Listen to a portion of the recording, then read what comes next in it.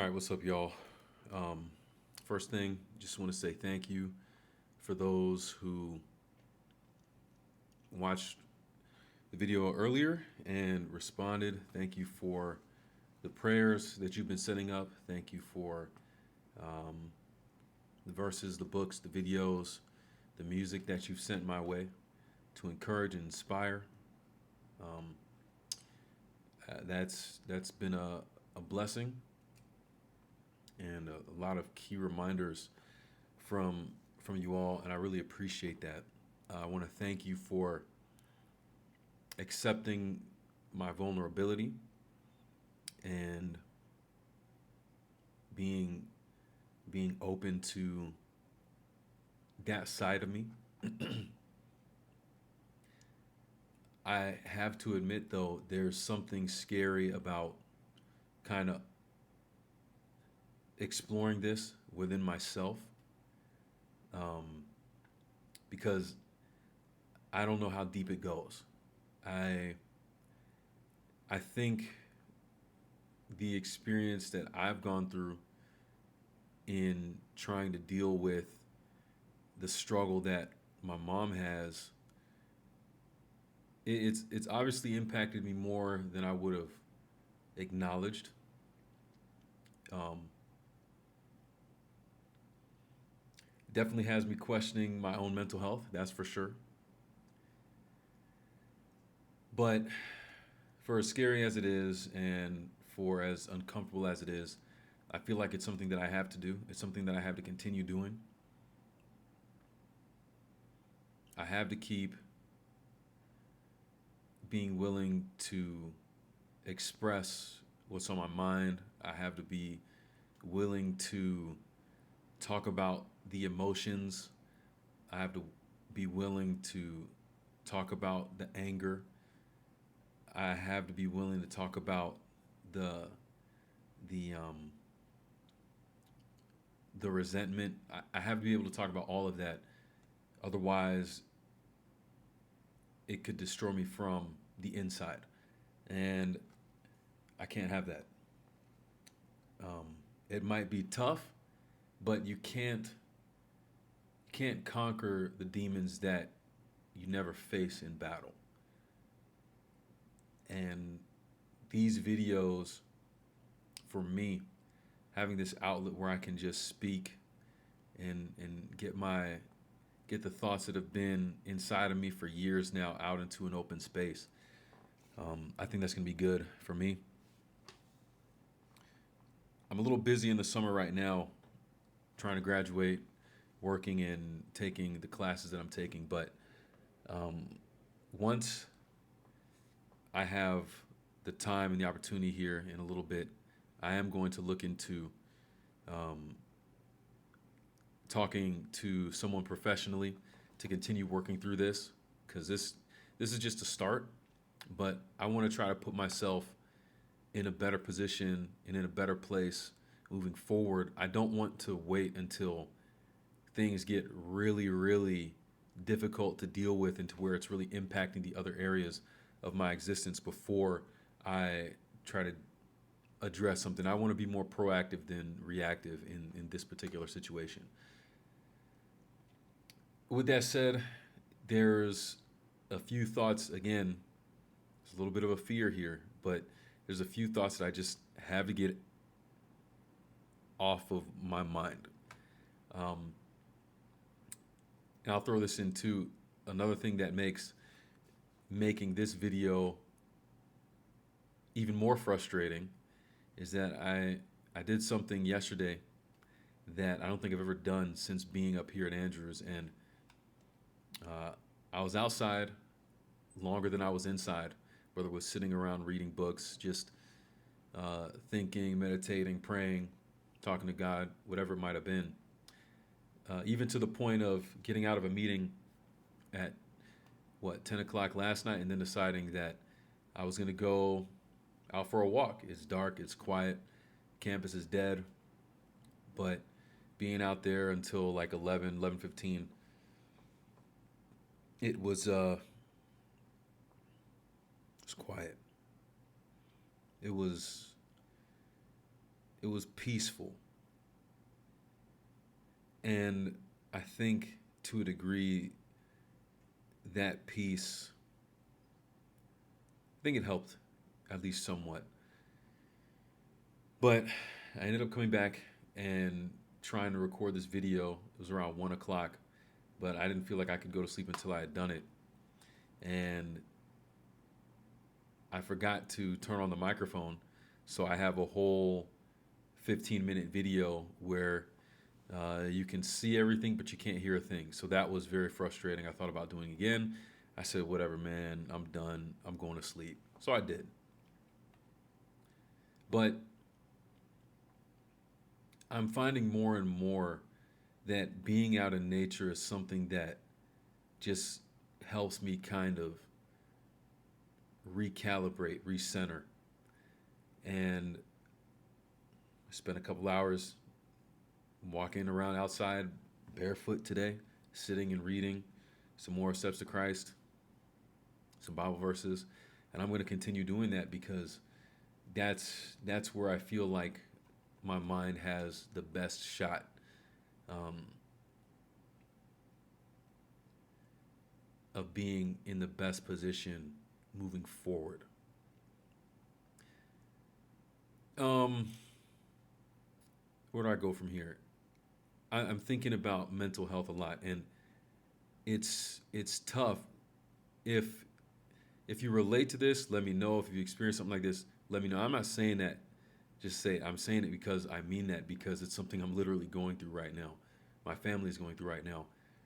If you've been in a situation where someone you love is dealing with mental health issues, what are the like how did you deal with that? How did it impact your own mental health?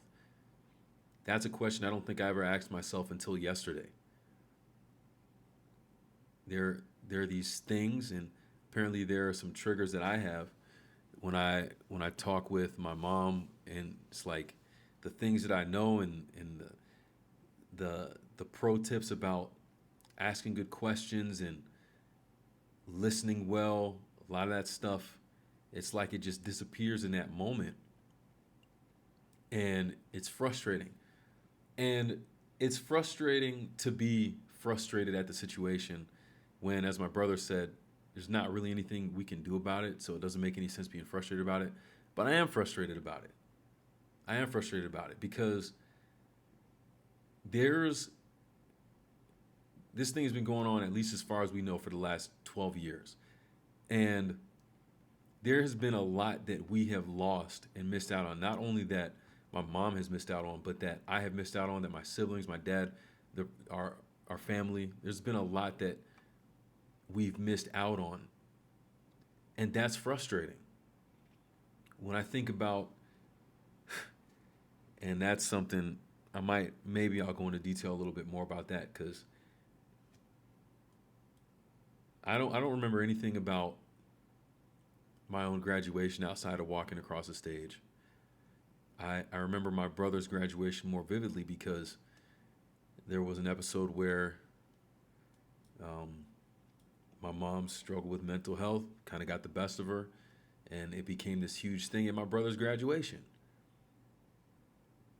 So instead of us being there to celebrate as a family, we're kind of all there like, what what in the world is going on, and like what's happening here? It's 2012. I think of my brother's wedding. He got married. That's a great opportunity for family to get together to celebrate and to just be joyful about this new thing that's happening. And because we couldn't trust where my mom's mental health was at the time, like she wasn't able to be there. We we missed her for that. She missed out on that. And then I think of just a couple weeks ago, it was my brother's youngest, Holly. I love that kid, man. Her first birthday. and I really wanted to get down there for it. I couldn't, but I was able to join in on the Zoom. But my parents are down there. They live 5 minutes away from my brother right now, and because of the struggles that my mom has going on, she wasn't there. These milestones, these big moments, these huge important moments in our lives that she's missing out on, and we're missing out on being able to share with her as well. Um, Never mind my graduation coming up here in the next month and a half or so. I don't know if she'll be here for that. It's frustrating. It's frustrating because whether I can do something about it or not, there has been tangible loss of either time, opportunity for relationship, and even items lost. I haven't told anybody this, but I'm gonna get it out here because this is actually one of the things that I'm most frustrated about.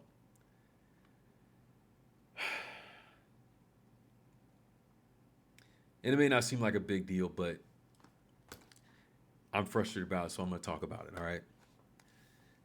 The first year that I went to Palau as missionary, that was 2010. That year changed my life. At the end of that year, we're in the airport getting ready to leave. Had all my bags packed. We all did. We're getting ready to go check in. And I had one of the eighth graders came up to me holding this big, beautiful wooden carving in his hands. Never seen anything like it before. It was a storyboard in the shape of a hammerhead shark. This thing was beautiful. Man,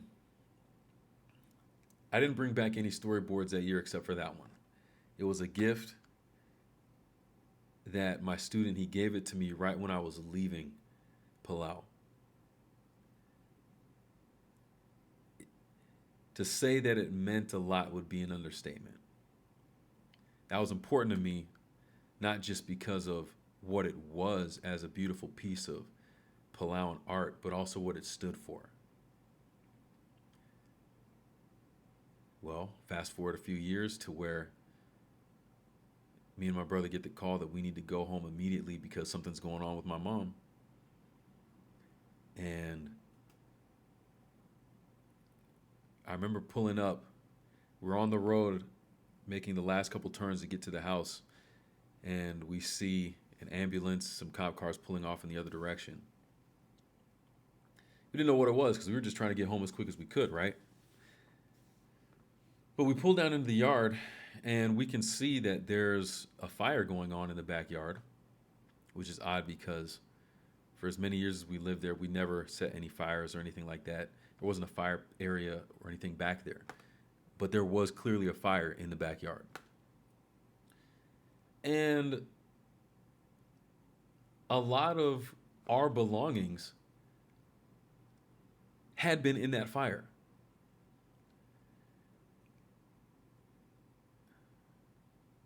I never saw that storyboard again.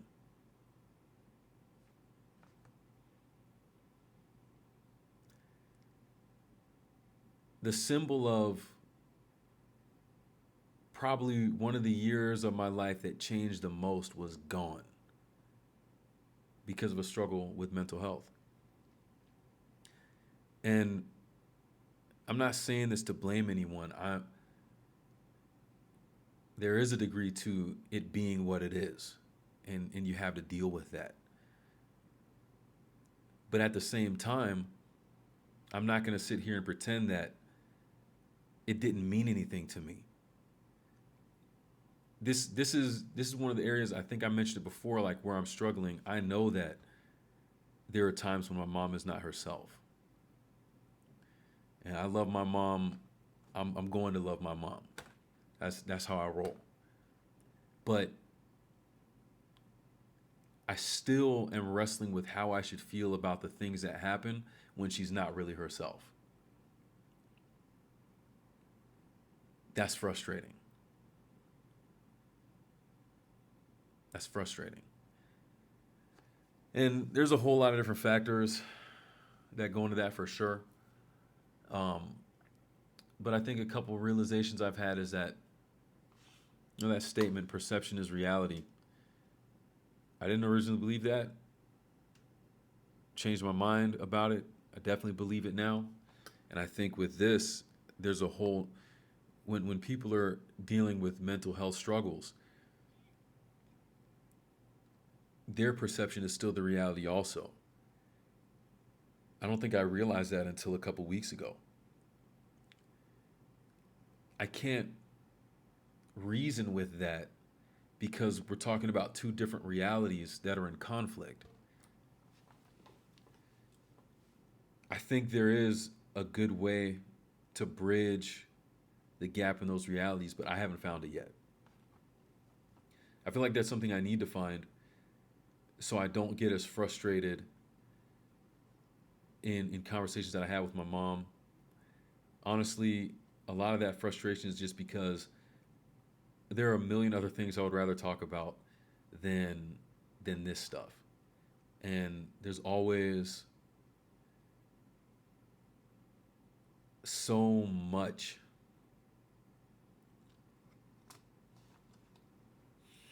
there's always so much that is felt in those conversations. I mentioned that before too. I don't need to go into that again. But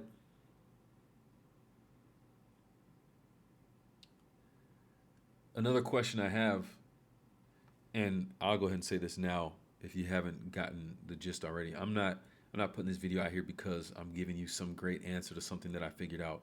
This is something that I'm going through right now.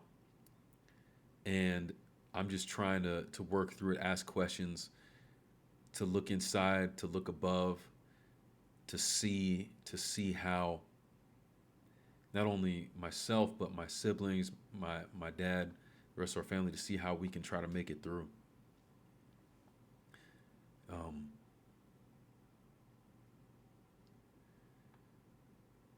A question that I've had more recently is, you know, kind of the way that Christianity or Adventism generally views mental health and mental struggles. I'm going to say a few different things here. It may not make sense, but they're the ideas that I have in my mind. I'm going to get them out. I think there's an irony about how people viewed things in the Bible. Here's what I mean by that. So, when someone had a physical ailment, or if life wasn't going too great, it was always because who sinned? This guy or his parents? Whose fault is it that they ended up like this?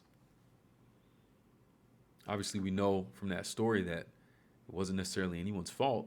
Something bigger at play here. And I really hope that's the situation here, even though I can't see it right now.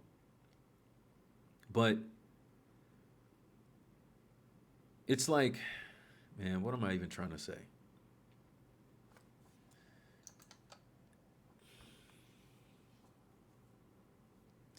It's almost like in Bible times you would see people go to God for just about everything, right? If it was the crops that needed water, they're praying. If it was somebody who died, they were praying. They're asking God to come through. If it was something, the smallest thing that they needed, the biggest thing that they needed, they were going to God for that. And I get that. What I don't get is how, when we fast forward to today, mental health now seems like the taboo thing that is still only a spiritual issue. For people back then, not having water for their plants was a spiritual issue. which is fascinating to really think about. It wasn't just a problem that they had because the weather was bad. It was something that God controlled.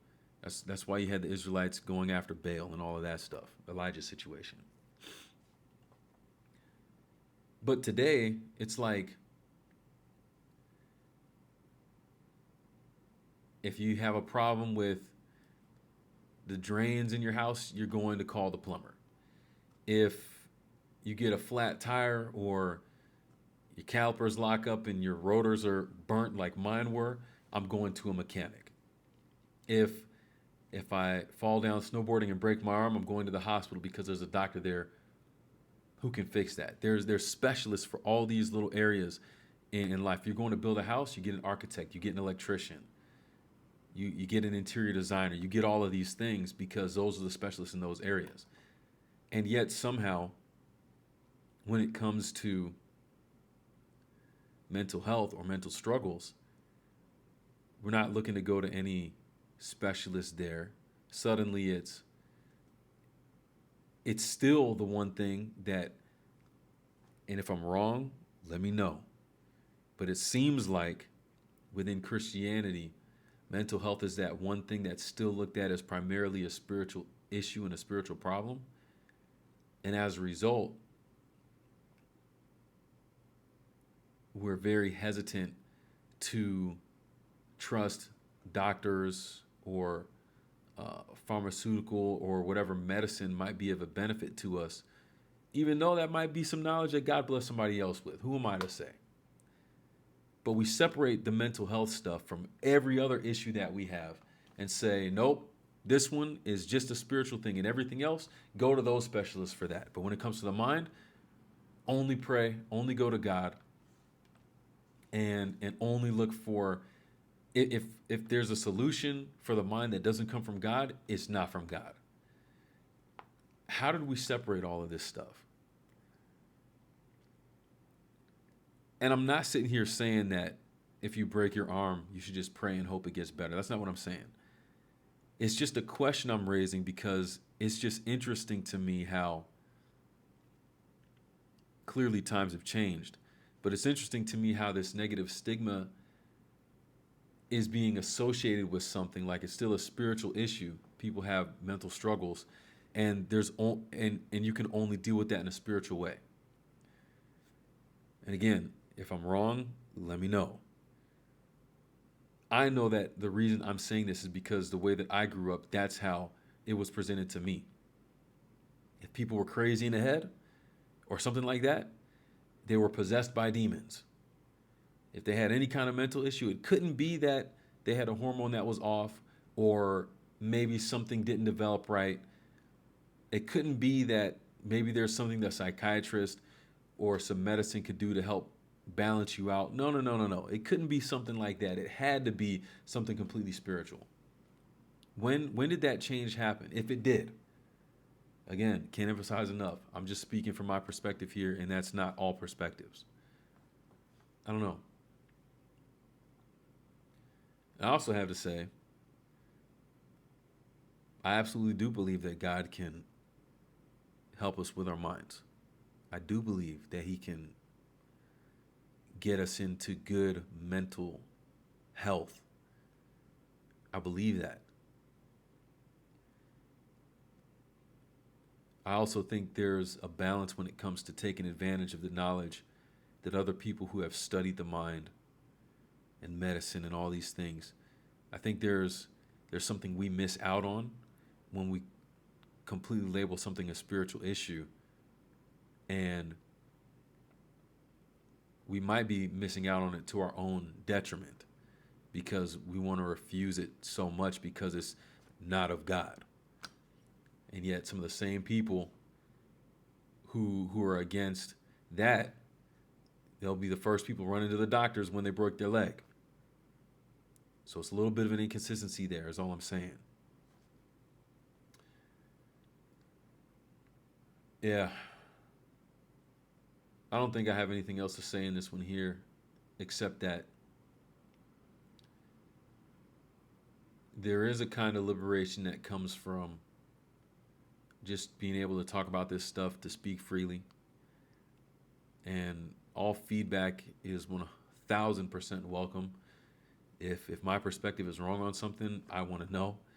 I'm getting this out there so I can learn more from you all about myself, about others. That way I can put myself in the best position moving forward. That's what this is for. I'm not trying to teach anybody anything. We all have our struggles. There's people going through stuff much worse than I am. I'm just deciding to talk about it for my sake. I pretended for too long that this stuff didn't bother me. And I don't think that's healthy. So, yeah, we'll leave it there. Thanks again for your prayers. Thanks for appreciating the vulnerability. And I'm sure more will come in the future. So, I'll see you guys again soon. Peace.